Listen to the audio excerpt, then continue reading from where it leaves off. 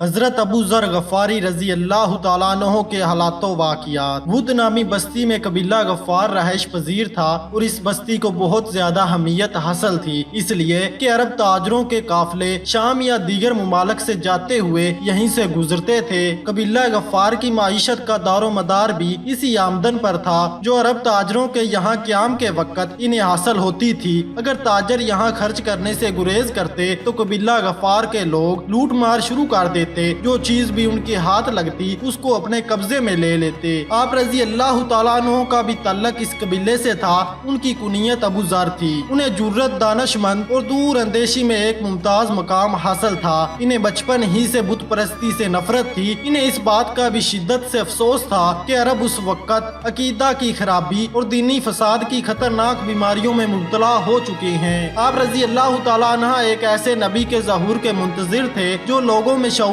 پیدا کرے، انہیں حوصلہ دے، پھر انہیں گمراہی کی تاریکیوں سے نکال کر ایمان اور ان میں حدیث کی روشنی کی طرف لائے۔ ابو ذر غفاری رضی اللہ تعالیٰ عنہ کو جب پتا چلا کہ مکہ میں نبی کا ظہور ہو چکا ہے تو انہوں نے اپنے بھائی انس سے کہا، اے بھائی، ابھی مکہ جائیں، سنا ہے کہ وہاں ایک شخص نے نبوت کا دعویٰ کیا ہے اور اس پر آسمان سے وحی نازل ہوتی ہے۔ وہاں پہنچ کر غور سے تمام حالات کا جائزہ لینا جو اس وقت وہاں رونما ہوں، بالخصوص یہ پتا کرنا کہ ان کی اصلی دعوت کیا ہے۔ اپنے بھائی کے حکم کی تعمیل کرتے ہوئے جناب انس مکہ معظمہ روانہ ہوئے۔ وہاں پہنچتے ہی نبی اکرم صلی اللہ علیہ وآلہ وسلم کی خدمت میں حاضری دی۔ آپ صلی اللہ علیہ وآلہ وسلم کی مجلس میں بیٹھے، غور سے آپ صلی اللہ علیہ وآلہ وسلم کی باتیں سنی اور وہاں کے حالات کا تفصیلی جائزہ لیا، پھر واپس پہنچے اور ابو ذر غفاری رضی اللہ تعالیٰ عنہ نے بڑی محبت اور شفقت سے ان کو خوش آمدید کہا اور بڑے اشتیاق سے نبی اکرم صلی اللہ علیہ وآلہ وسلم کے متعلق سوالات شروع کر دیے۔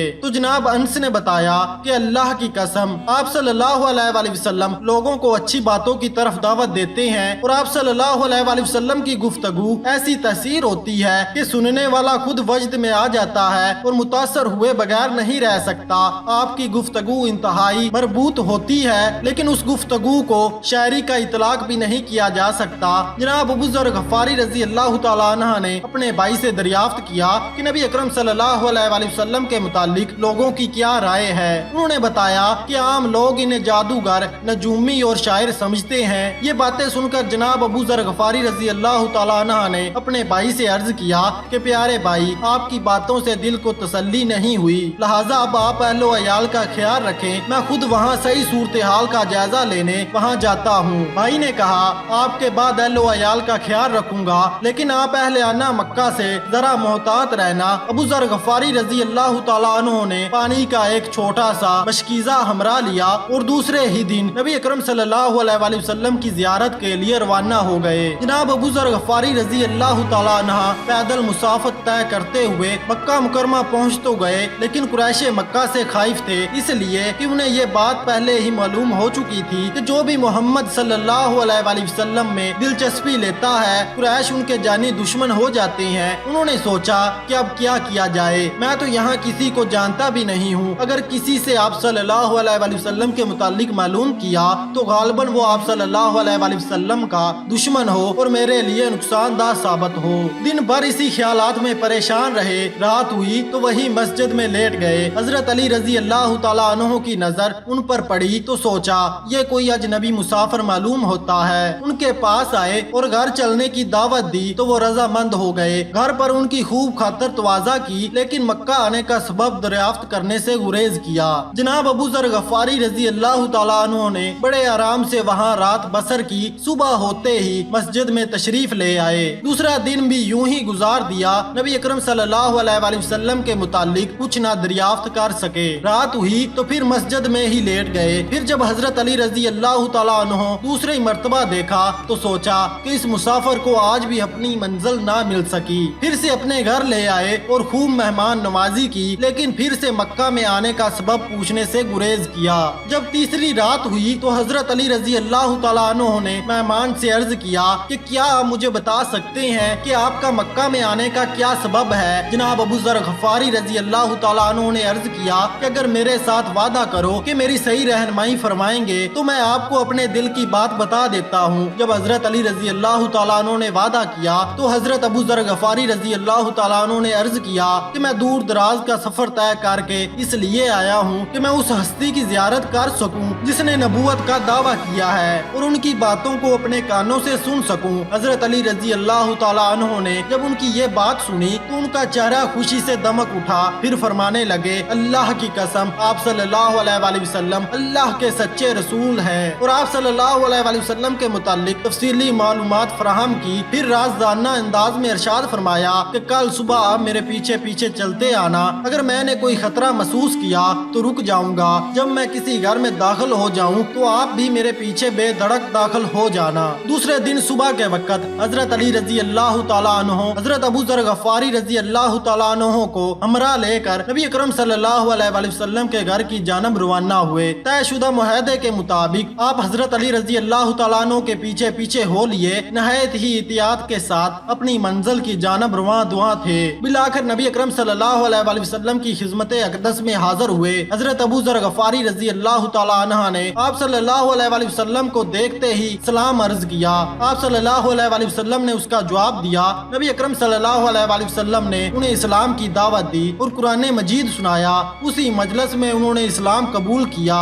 یہ چوتھے یا پانچویں صحابی ہیں جنہوں نے اسلام قبول کرنے میں پہل کی۔ حضرت ابو ذر غفاری رضی اللہ تعالیٰ عنہ فرماتے ہیں اسلام قبول کرنے کے بعد میں نبی اکرم صلی اللہ علیہ وآلہ وسلم کی خدمت اقدس ہی میں رہا۔ آپ صلی اللہ علیہ وآلہ وسلم نے مجھے اسلام کی بنیادی عقائد اچھی طرح سمجھا دیے اور قرآن مجید کے بعض اجزاء کی بھی میں نے آپ صلی اللہ علیہ وآلہ وسلم سے ہی تعلیم حاصل کی۔ آپ صلی اللہ علیہ وآلہ وسلم نے مجھے محبت بھرے انداز میں یہ تلقین کی کہ ابھی اپنے مسلمان ہونے کی اطلاع یہاں کسی کو نہ دینا، کیونکہ مجھے یہ اندیشہ ہے اگر کسی کو یہ پتہ چل گیا کہ آپ مسلمان ہو گئے ہیں تو اس کی پاداش میں کہیں آپ کو قتل نہ کر دے۔ میں نے عرض کیا یا رسول اللہ صلی اللہ علیہ وآلہ وسلم مکہ سے روانگی سے قبل ایک مرتبہ ضرور ان قریش کے سامنے کلمہ حق بلند کرنے کو جی چاہتا ہے۔ آپ صلی اللہ علیہ وآلہ وسلم میرے جذبات دیکھ کر خاموش ہو گئے۔ ایک روز میں مسجد میں گیا، دیکھا کہ قریش آپس میں بیٹھے گفتگو کر رہے ہیں اور چپکے سے میں ان کے درمیان جا کر کھڑا ہو گیا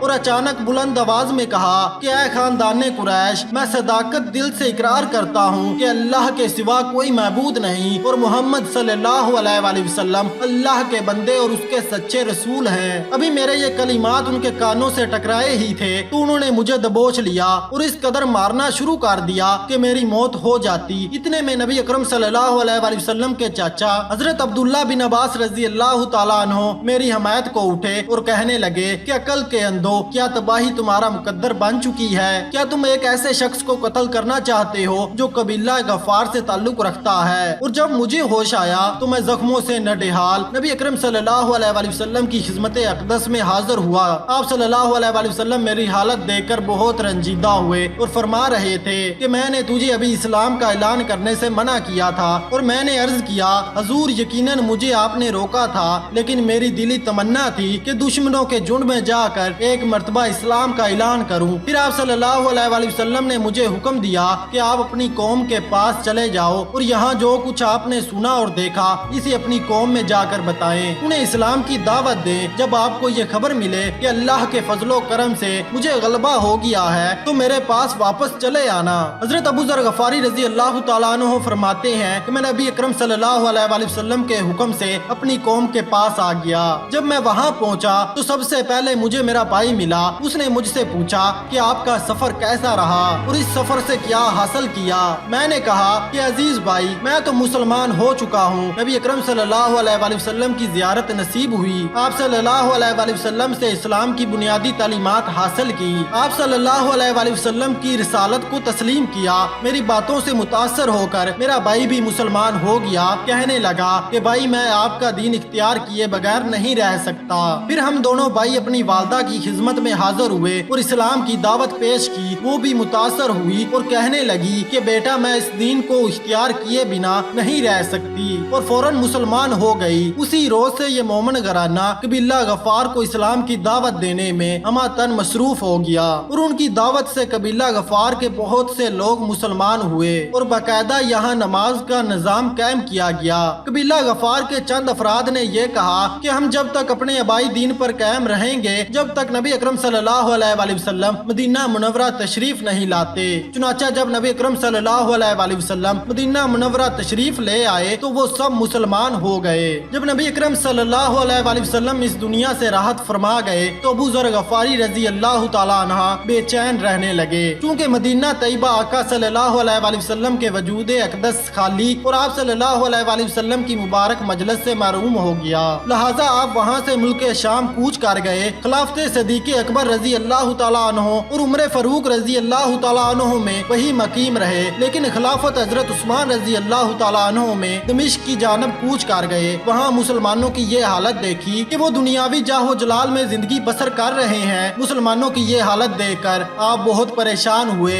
बिलाकर हजरत उस्मान रजी अल्लाह तआला अन्हु ने इन्हें मदीना मुनव्वरा बुला लिया। एक मर्तबा का वाकिया है, एक दिन एक शख्स आपके घर में दाखिल हुआ, चारों तरफ नजर दौड़ाई तो घर में कोई सामान नजर न आया। तो उसने ताज्जुब से पूछा, ए अबू ज़र रजी अल्लाह तआला अन्हु, आपका सामान कहाँ है? फरमाया, हमारा एक दूसरा घर है, हम अच्छा सामान वही बेच देते हैं। वो शख्स आपकी मुराद समझ गया और कहने लग गया कि अबू ज़र रजी अल्लाह तआला अन्हु, जब तक इस घर में है तो यहाँ रहने के लिए भी कुछ सामान होना चाहिए। तो आपने फरमाया, घर का असल मालिक हमें यहाँ रहने नहीं देगा।